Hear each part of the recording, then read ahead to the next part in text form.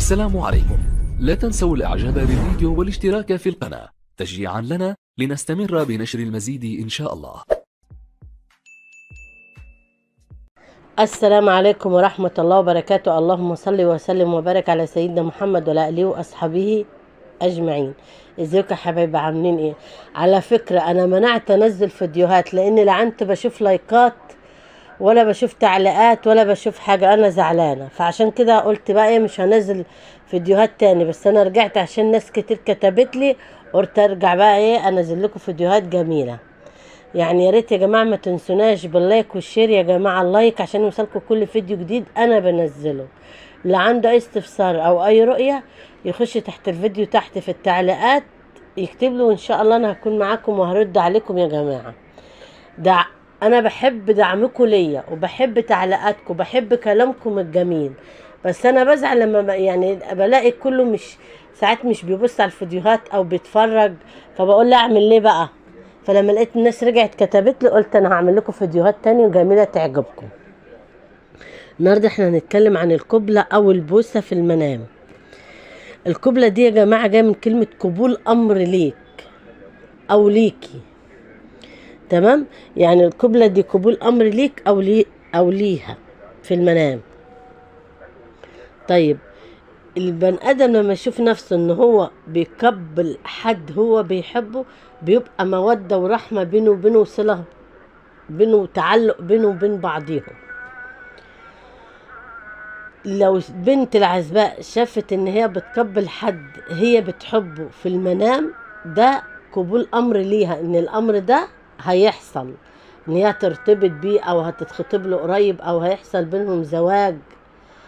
الست او المتزوجة هي وزوجها تشوف ان هي بتقبله في المنام، قبول امر بينك وبينه، زيادة رزق، خير داخل عليكي، مودة ورحمة بينك وبينه. بوسة يا جماعة، البوسة اللي لما تشوف ان انت بتقبلي حد من عينيه، ده القبلة في العين بيبقى فراق، ان انت بتبوسيه من العين او تبوسيه، مش فراق بقى بالموت، لا، فراق زعل خناق. لو بنت عزباء بتحب حد وشافت ان هي بتقبله من عينه، ده فراق بينه، مش الموضوع بتاعها مش هيتم ولا يكمل.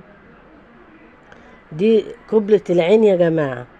طيب لو شفت ان انت بتقبلي تعبان او كلب او يعني اي حاجة من الحيوانات، ده بتبقى عدو.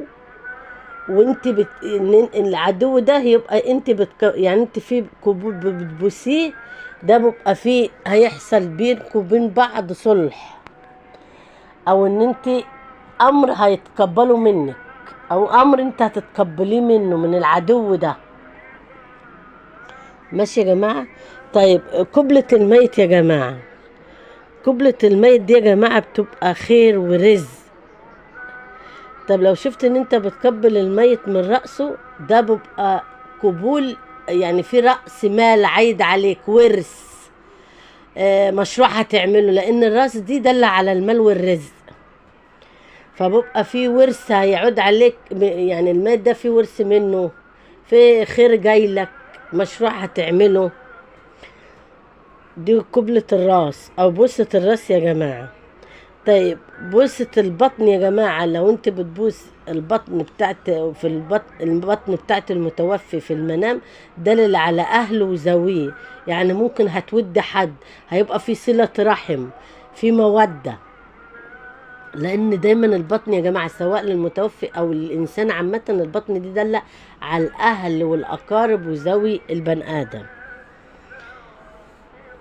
طيب قبول الرجل يا جماعة، لو شفت ان انت بتقبلي رجل المتوفي، اعرف ان انت الشخص اللي بيقبل رجل المتوفي ده ان انت كنت ماشي معاه في كل حاجة، ففي حاجة هتعود عليه، يعني في حاجة عايدة عليك، في حق هيرجع لك، في فلوس كانت انت مش طايلها هترجع لك، في امر انت كنت تايه فيه هيترد لك. ده قبول الايه المتوفي يا جماعة. طيب لو حد شاف نفسه ان هو، يعني ست متزوجة او رجل بيقبل نفسه او بيبوس راسه في المنام، شاف ان هو بيبوس راسه في المنام، ده اموال وعايدة عليك، مشروع هتعمله، رأس مال انت هيخش عليك ورث. فدي يا جماعة القبلة، والله أعلى وأعلم. يا ريت ما تنسوناش باللايك والشير وفعلوا الجرس.